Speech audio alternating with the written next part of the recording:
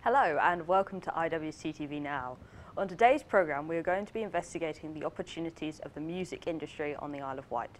We'll be looking at the advantages and disadvantages of being a young musician here on the island, as well as finding out if the island has a possible music scene. All upcoming artists on the island, whether that be musicians, filmmakers or even painters, may struggle to find opportunities to elevate their careers. And what could be the one thing that links them all? The Solent. The 5 miles of ocean keeping the islanders away from the opportunities the mainland beholds. Later on, we'll be talking to 2 upcoming musicians to get a personal view from the people who may be affected by this issue. Before we talk to them, we're going to go to this report by Harrison Workman, who has interviewed Claydon Connor, who works at Strings Bar and Venue, to discuss the strings of businesses and opportunities of the young artists on the island. Throughout the island there are many bars and venues in which young musicians have the opportunity to gig at. Today we're heading to Strings Bar and Venue located here in Newport. It's one of the most popular gigging places for young musicians on the island. We're here to interview Claydon Connor, who works here at Strings. We'll be asking him about different range of acts performing there and if he truly thinks a Solent is a barrier for young musicians and their success. Let's find out. Tell us a bit about Strings Bar and Venue and what you do here. So Strings Bar and Venue is a 300 capacity live music venue in the centre of Newport. We programme an eclectic mix of live events and try to offer the Isle of Wight something a little different.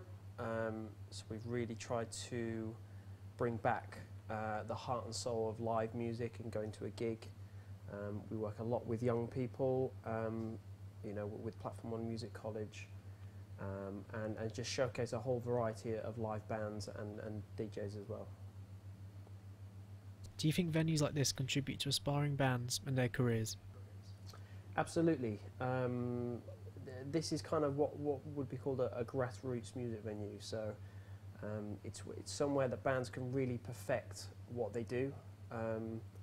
You know, playing songs to crowds, friends, family. And sort of, you know, really iron out what it is they're trying to do, try and make a name for themselves, build up an audience, you know, a fan base, before going on to playing somewhere, you know, of a much bigger capacity. What's the most common age of upcoming musicians you get playing gigs? Various. As I said, we do a lot with young sort of, you know, students. So we offer students' nights, which is nice because it's a kind of a safe, kind of cool, trendy music venue, so young people can come here with no trouble and have fun and watch some live music. But we also offer a lot of nights for older people, so you know, anything from kind of a decades night, soul nights, blues nights, jazz nights, and you know, tribute bands, anything that's you know, we try and cater for everybody here. Do you feel that the physical barrier of the Solent affects aspiring bands' careers? I think it used to be. As somebody who's played for many years, I never found it a barrier. Don't get me wrong, it can be a bit of a pain when you're coming back at 3 o'clock in the morning after a gig in London, or. But I think it's one of those things that once you get used to it, once you get over it, it's just part of the trip. And of course, with the internet now, I don't think living on the Isle of Wight or being on the Isle of Wight is an issue. You know, you can get yourself out there whilst living here quite easy. So yeah, I think it's all about the mindset. If you allow it to be a barrier, then it can be. But I think if you just sort of accept it and make it, yeah, part of the trip, then it's fine. Thank you, those some great answers. Okay, good. A range of great answers there from Claydon. We not only learned about what exactly Strings does, but also the variety of different acts that perform there. We also got a very interesting answer from Claydon about whether the Solent is a barrier for young musicians and their success. And Claydon, being a musician himself, claims that it isn't. He says that when he wants to gig, he just goes and does it, and he gets used to the occasional getting back at 3 in the morning from doing so. Which begs the question, is the Solent really blocking young musicians' success, or is it just a myth? Harrison Workman, IWC TV Now. That was Harrison Workman at Strings. And now back to our guest. We are going to be asking questions on the opportunities for young artists on the Isle of Wight and whether being on the island does actually hamper their opportunities to expand their careers. Now, we are joined by upcoming solo artists Romy Batista and Matt Reed, the lead singer of the band The Optimists. Hello guys, and welcome to the show. Hello. Okay, so, on a personal level, do you feel that the Solent stands as a barrier for your music careers? Not really, no, because it's just a boat ride. Yeah, Literally, there's absolutely nothing stopping you. You have the ability to stay on the mainland, come back. There's literally nothing. The only thing is the price, in my opinion. It's mostly down to like the artists themselves, if they're willing to like cross that barrier, and like if they're you know, if they want to do it and they got it in their mindset, then it ain't really a barrier. But it can be if like, you know, like the money wise and that. So it's sort of, it's a middle ground. How much of an impact has making music had on your lives? I've made so many friends from it. Like the music scene, everyone is friends. Like every single one of my friends is pretty much a musician or is best friends with a musician. Yeah, it's one of those things that sort of was early in my life, like sort of always like listening to like CDs and that, but it wasn't until about 16 when I properly started getting introduced to like the whole music scene and started picking up the guitar and that. So as upcoming musicians, how much time does songwriting and creating music take up of your daily life? It's more spontaneous, really. Yeah, it is. I could go a month, 2 months without writing or recording anything to spending 2 weeks straight writing and recording. Yeah, it's just one of those things, like one day you'll have a song, another day it'll just be like, you've got nothing on your hands. So what kind of advice would you give to any future musicians who may be watching this broadcast? Just do it. Yeah, keep at it, really. Yeah. It's down to willingness and like hard work. If you're down for doing it, then just go for it. Like, you know, just do your own thing, and like if people like it, people like it. If people don't like it, just move on from it. Like, you know what I mean? So. I've almost like quit many times because I felt like I wasn't good enough. But you just have to have complete hope in yourself to achieve the things you want to achieve. So there are quite a few venues to perform gigs at on the island, so how often do you guys get a chance to go to those gigs and perform? Quite regularly. Yeah. Especially Strings, because it's parted with our university. And I've played Strings probably about 20 times since it's opened. It's been open for about 2 years, isn't it? Yeah, probably, yeah. And then there's like the Black Sheep and Ride. I've played there a couple of times. I've been playing Coburgs, yeah. It's very, like, they're all accessible. None of them are overpriced. They're all 16 plus. So. Exactly, yeah, must be, yeah, done it. So. Is there much competition in finding places to be having those gigs, or can you show up and ask for a slot allocated time? Well, usually we get messaged by the person running the event, or like they'll be like, oh, I've like you guys messaged me to come and perform here. It's that easy. Or you can run. It's so easy just to be able to organise your own gig as well. Like you could just go and speak to Claydon and be like, when's their free slots, and it is pretty easy. Not only that, it's also if you go to gigs as well, it's like networking. Like if you just talk to people there, like chances are there's a musician there, there's an event organiser there, someone who runs a record label. Like there's a whole sort of variety of people at gigs. So it's like you just got to talk to people, really. So what are your thoughts on the theory that the music industry focuses more on the look of an image rather than an actual talent? Well, I did an assessment on this, but it was more like with sexualising women, and it is a lot about the talent for, like Adele. She's like she gets sexualised, and she is one of the most famous women in the world. But on the island, for sure, it's a mixture. People that like don't have like an eccentric dress sense or an image aren't as noticed.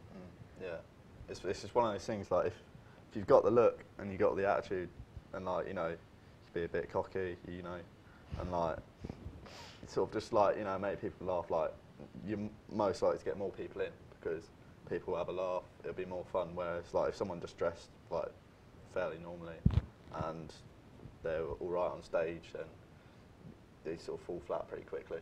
I think it's more confidence than image or talent.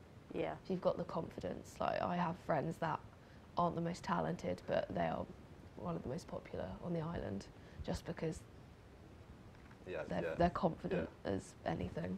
Yeah. So it's all kind of about almost like having that sort of showmanship to be able to produce your song. Yeah. Excellent. So would you say that this theory is almost sort of then more like a myth, more like a theory, or would you say that it still exists? It does exist, but it also like depends. It will just vary with. You could be famous for your image. You could be famous for your confidence. You could be famous for your music. It depends on who it is.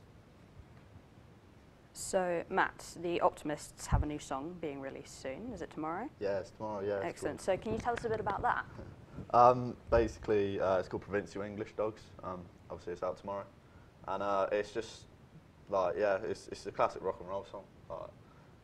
Like sounds massive in that. Wrote it in summer last year actually. So, and it's slightly different from some of our other songs. Like it's more sort of raw, it's more sort of a lot more faster. And that was what I was aiming for. Like I remember I sat myself down. I was like, kind of want to write a song like that. Large influences from Oasis, like Morning Glory, the song. Great song, especially with the drums and that. So yeah, I'm looking forward to it. That's good. And so Romy, you were in a band called Peach Fuzz, and you've also become now a solo artist. So is there much difference between the two? There is quite a lot of difference. Because when I was in a band, there was 4 of us writing the songs, but now it's just me or working with like a producer. It's a lot harder because it's more pressure on me being a solo artist because I have to organise everything. I haven't got the backing behind me. But I do have a backing band, but I tell them what to do. But with Peach Fuzz, we tell each other what to do. Would you prefer working as a solo, or would you go back to I the liked band the life? easiness of Peach Fuzz, but I prefer the fact I have the full control over the music, the style, the who's in the band, where we're gigging. And Matt, would you ever consider going solo if something was to happen to the Optimists? Well, before the Optimist, I was a solo artist actually. Oh, right. So I sort of had my fair share in that.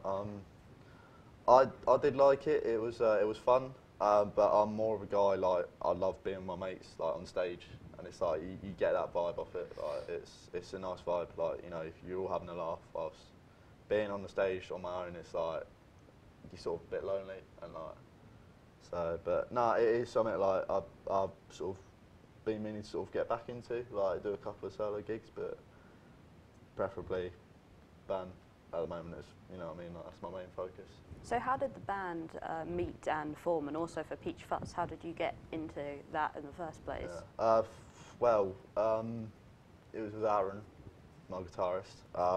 He was in another band called Low Focus, and I was doing my solo stuff, so we were sort of just gigging about and like all that, and pretty much like one day he was like, we were just talking and that, and he's like, yeah, we should definitely be in a band.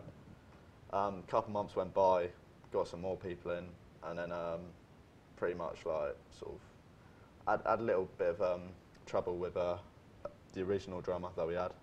And then we got in a new drummer, which is Jacob now. Met him at an English class. And Seb also used to be in a band, he's up in Leeds now. He was best friends with Aaron, who's also in Low Focus. And we all just sort of just came together, and it was one of the things that just happened. Like, everything clicked, and we were just like, yeah, let's do it, let's go for a gig. I was with my ex-boyfriend, and we really wanted to start a band because he was the guitarist in it. And then there was a girl in our class, and I was like, she looks cool, let's get her to play the bass. So I messaged her, she's like, yeah, that's sound. And then the drummer, Isaac, messaged me and was like, I really want to start a band. I was like, sorted. We have a full band already within like a week. It was already there. And then we were like, okay, right, let's have a rehearsal, see if we click, and we did. And then, yeah. We went So from there. you talked a lot earlier about the spontaneity of the music, and I imagine that the more that you are explaining how you came together as a band, it looks like that music is much more spontaneous than other people would have thought of. Is there any kind of like real sort of overdraft thinking that goes into it, or is that reserved for booking venues and making up more logistics? There's a lot of, with organising like releases, and I think the thing I focus on is, I think of the fashion, the image, just everything, like the social medias and stuff. All the music is the spontaneous bit, the promotion and the organising is the... Yeah, because like social media plays a massive part in being a band nowadays. Like, you know, you've got to promote all your stuff. You know, you got to have like a good image, and you got to be sort of professional with it. Like, especially with marketing now. Like, if you look professional, you know, and you look good, like, people are going to want you. So it's just one of those things. So yeah, like a lot of that stuff goes, like, you know, release dates and that. Like, you think a lot into it. Like, when would be a good day to do it? You know, what will be like sort of like, you know, like what will hit well with people, you know, at the right time and that. So. Excellent. Well, thank you very much. Those were some Thank you. amazing views there. So there was a range of views and opinions there, and be sure to join us next week for our report on youth crime on the island and see what can be done to try and prevent this. Well, it's goodbye from our guests, and it's goodbye from me. But just before we go, please enjoy the performance of Romy's new single, Dark Dream.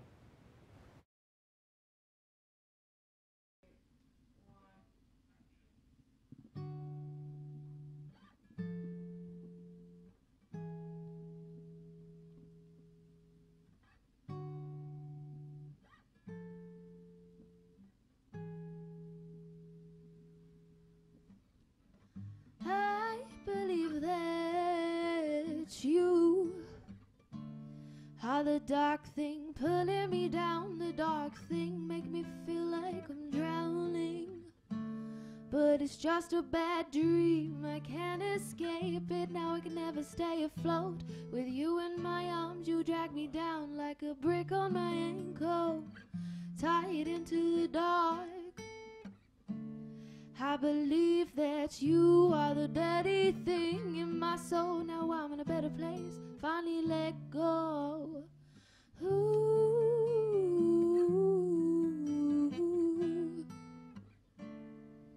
I can never stand on my own until I left the place I called home. You were the home in my heart, and I didn't even see how dark it was. Ooh.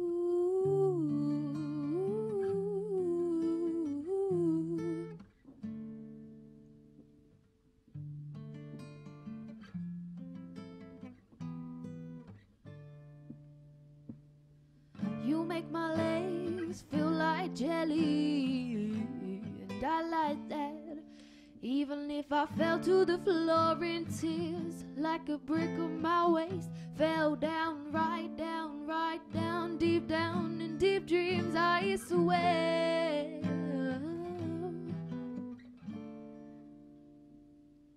I can't even remember what's real and what's not. These dark dreams are getting crazier.